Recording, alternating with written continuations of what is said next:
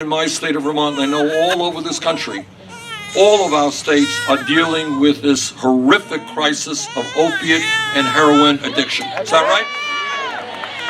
Now I was in Kentucky a couple of years ago, and I won't name the town that I was in, but I visited a school, beautiful school actually, and I talked to a bunch of the administrators and faculty. I talked to the football coach. And the football coach told me that 11 kids on his football team here in Kentucky were homeless. And they were homeless, I shouldn't say homeless, they were not living with their parents. And the reason they were not living with their parents is their parents were addicted to opiates and could not raise the kids. Sound familiar? I was in McDowell County in West Virginia a couple of weeks ago. And the addiction rate there is beyond belief. Go to Baltimore, Maryland, there are tens of thousands of people addicted to heroin in that city. We're seeing a crisis all over this country from coast to coast in urban areas and in rural areas. Crisis may be different. Some areas it may be heroin, other areas it may be opiates.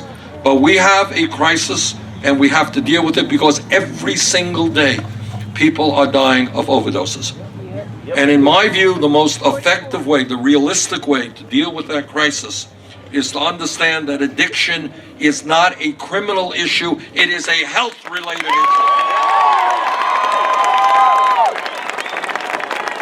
And that means, if we accept that premise, and I think most Americans do, and more police departments are accepting that premise, if we accept that premise, that means we need a revolution in how we deliver mental health treatment in America.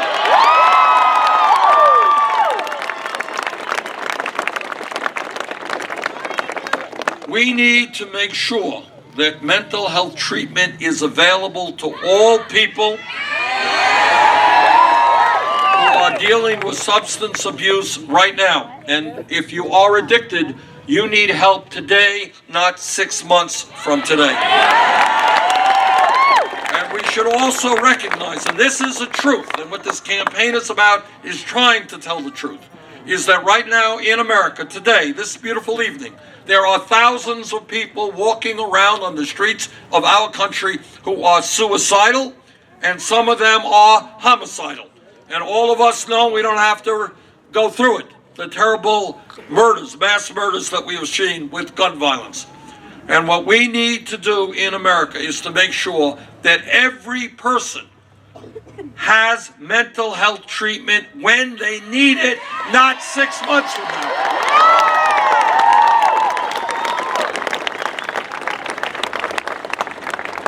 This campaign is listening to ordinary Americans, not just wealthy campaign contributors. I am here tonight with you, and I enjoy this so much, and I've been all over this state and all over this country, rather than wasting my time with billionaires hustling campaign country.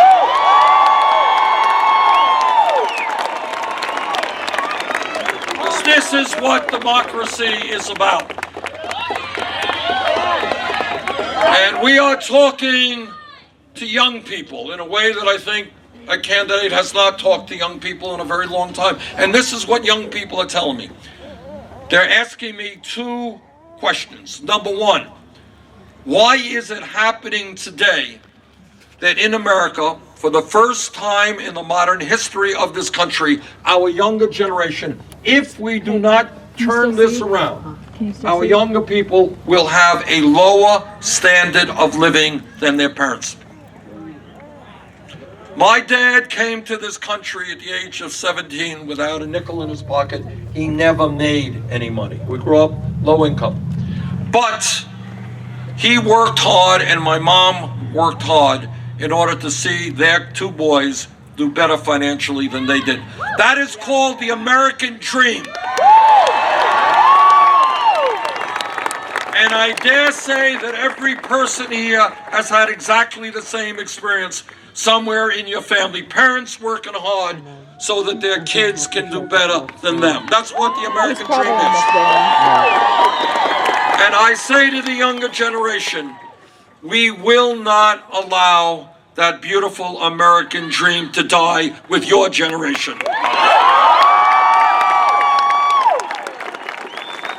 second issue that the young people ask me about is they say, Bernie, how does it happen that when we do what our parents said was right, what our teachers said was right, what our community said was right, and go out and get the best education that we can, how does it happen that we end up $30,000, $50,000, $70,000 in debt? Anybody here with student debt? That's what I'm talking about. Millions of people with student debt. Think outside of the box. So that's what this campaign is about. Thinking outside of the status quo. We need a well-educated population. We are living in a competitive global economy. If our people are going to be able to get the good jobs that are out there, they need to be well-educated. We should not be punishing people for getting an education. We should be rewarding them. Now, 50 years ago in Kentucky and in Vermont, you had a high school degree. You know what? You're okay. You could go out and get a decent middle-class job. By and large, those days are over. The economy has changed. Technology has changed. People today need more education. That's just a fact. And that is why I believe that when we talk about public education today, we must mean making public colleges and universities tuition free.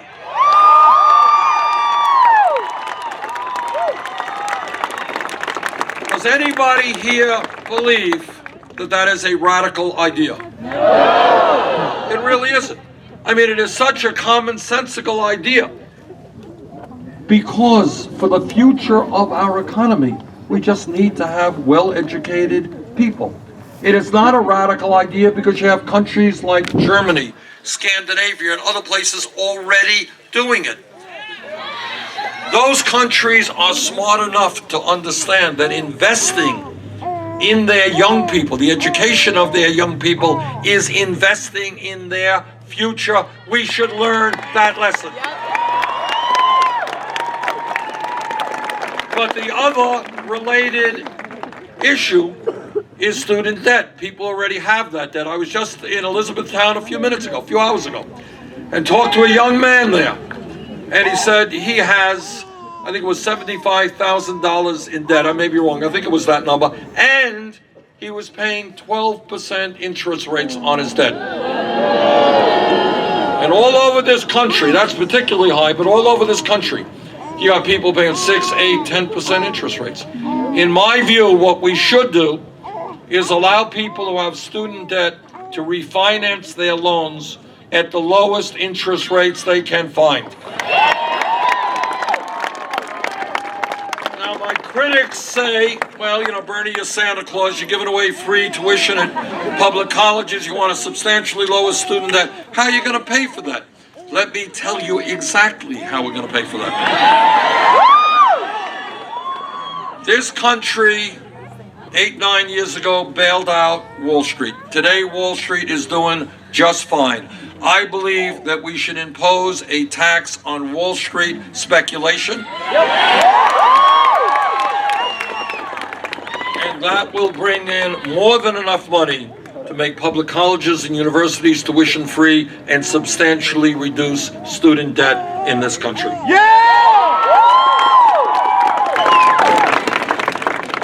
When we think outside of the box, we ask a simple question. What do we need as human beings in order to live a good life? Pretty simple question. And one thing that every person here needs, and every person in America, in fact, every person in the world needs, is good health care. Now, many Americans don't know this, but the United States is the only major country on earth not to guarantee health care to all people as a right. If I am elected president, we are going to end that international embarrassment. Now, in my view, the Affordable Care Act has done a number of very important things, and I voted for it, and I proudly voted for it. But we still have a long way to go. We got 29 million Americans with no health insurance. Anybody here without any health insurance? Okay. It's hard to survive. It's scary when you don't have any health insurance. We got many others who are underinsured with high deductibles and high co-payments. Anybody here with that? Just spoke to a woman in Elizabethtown. She said she's paying about $7,000 a year for health insurance, but she has a $3,000 deductible. She needs surgery on her knees. Can't get it. All right, because she can't afford that deductible. I believe that the time is now for the United States to join the rest of the industrialized world to a Medicare for all healthcare program.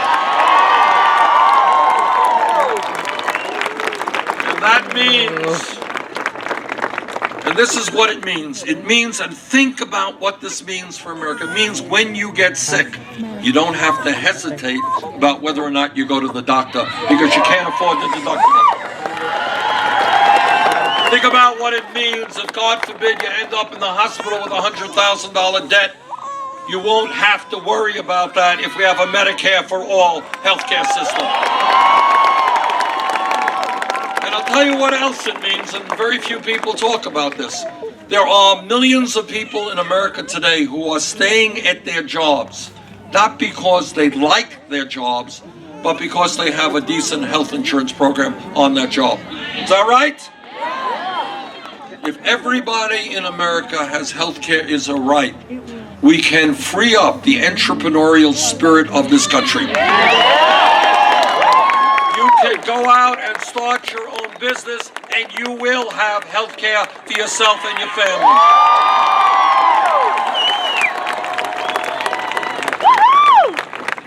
I am a member of the U.S. Senate Committee on the Environment.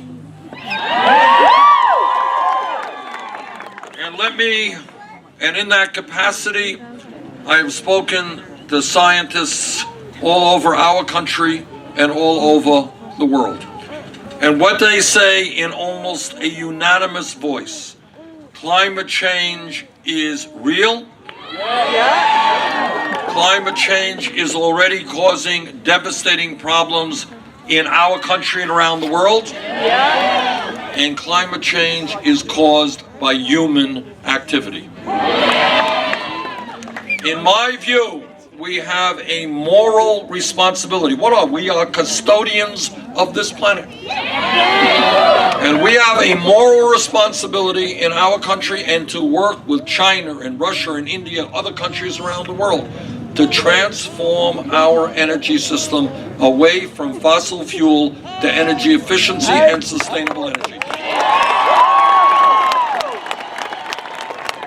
And by the way, when we do that, we not only save this planet for our children and future generations, we also create millions of decent paying jobs. Now,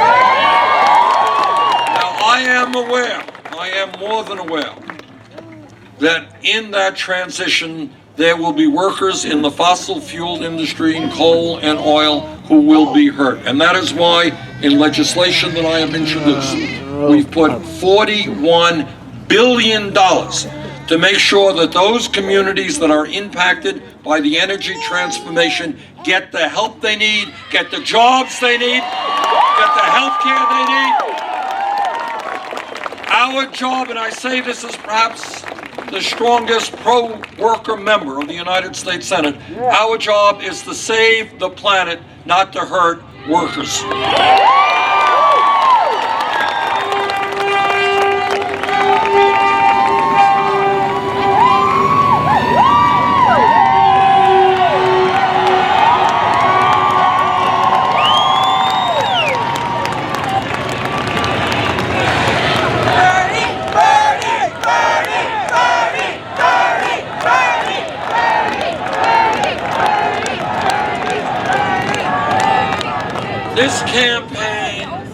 is listening to the pain of people whose voices are not often heard.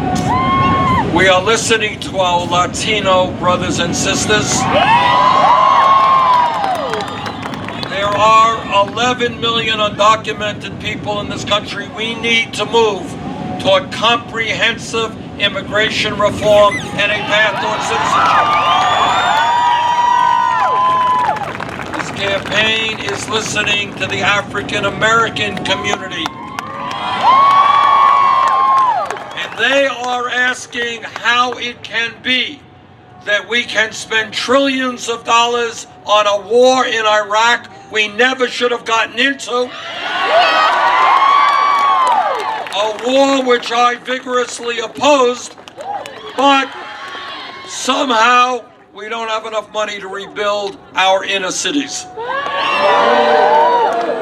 Together, we are going to change the national priorities of this country. We are going to invest in education and affordable housing and our infrastructure.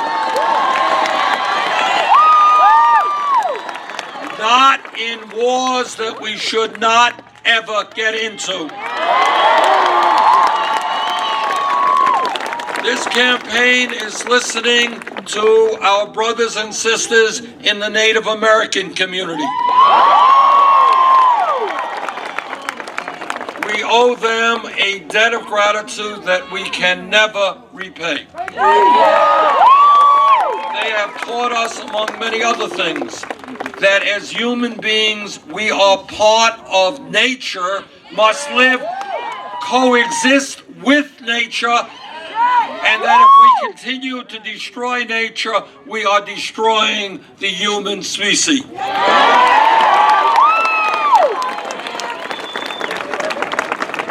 As all of you know, change in this country never comes about from the top on down. It always comes from struggle at the grassroots level. When workers in the coal mines and workers all over this country were ruthlessly exploited, they stood up, they fought back, and they created unions. And they said against very powerful opposition, that they are human beings, they're not beasts of burden, they want to be treated with respect and dignity. And I thank the trade union movement for creating the modern American middle class.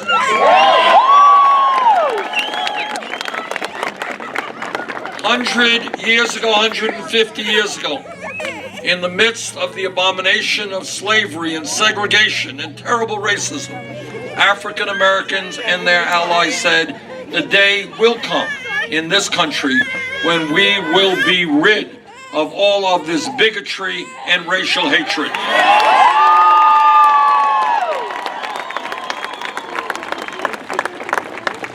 100 years ago, and many children don't know this, I expect. 100 years ago, women in America did not have the right to vote or get the education or jobs they wanted. That is just 100 years ago, not such a long time ago. But women and their male allies said, sorry, in America, women will not be second-class citizens.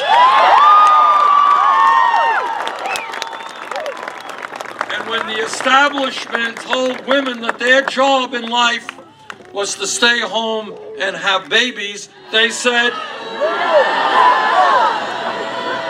that is what they said. And they said to the system, don't define us, we will define ourselves. And if we were here 10 years ago, no time at all, and somebody were to jump up and say, Bernie, I think the day will come, say, by 2015, when gay marriage will be legal in 50 states.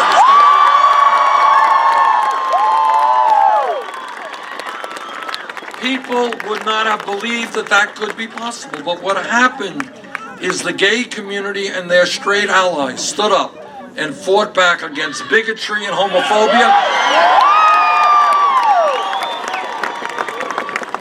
give you one more example, just to give you an inkling of how change really comes. 5 years ago, if we were here 5 years ago, and somebody jumps up and says, you know, Bernie, the $7.25 federal minimum wage is a starvation wage. We have got to raise that wage to $15 an hour. Person next to her would have said, $15 an hour? You're dreaming. You're crazy. What are you smoking? You're too radical. But this is what happened. 3-4 years ago, workers in the fast food industry, people in McDonald's, in Burger King, in Wendy's, all the fast food places, Kentucky Fried Chicken,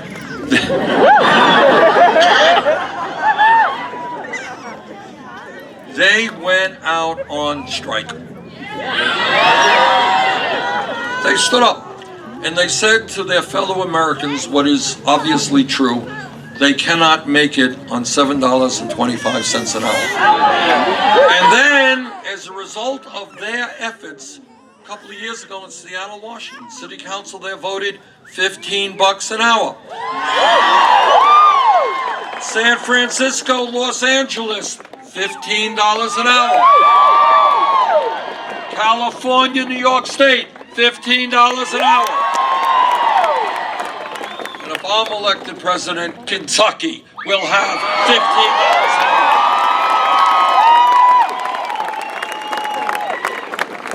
Now, what is my point for taking you on that short course of American history? My point is to tell you what I think is a profound truth that Americans have known forever. And that is that what seems impossible today is not impossible if people come together, stand up, and demand that change. Think back to that 100 years ago example. Women, their job, they were defined. That is what your job is. You're supposed to stay home and have babies. Think about the courage that it took for them to stand up and say no. Or the people who fought against racism, or the workers who stood up against exploitation. What happens today is the establishment wants all of you to think that real change is impossible. They want you to believe that income and wealth inequality is here today and it will always be that way. They want you to think that the middle class will continue to decline and almost all new income and wealth will go to the top 1%. They want you to believe that we are stuck with a corrupt campaign finance system that allows billionaires to buy elections. They want you to believe that we cannot bring pay equity for women workers. And they want you to believe that we will continue to be the only major country on earth that does not provide paid family and medical leave. And that we will continue to be the only major country not to guarantee health care to all people as a right. And that is the point. The point is that what seems impossible today, oh my goodness, can we imagine that everybody in America has health care as a right? Yeah, we can imagine that.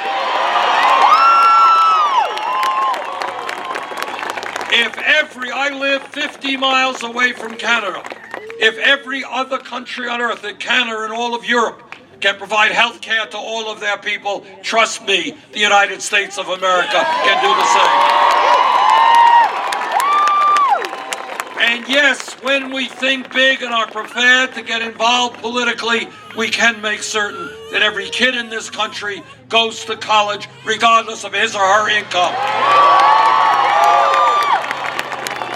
That is what this campaign is about. It is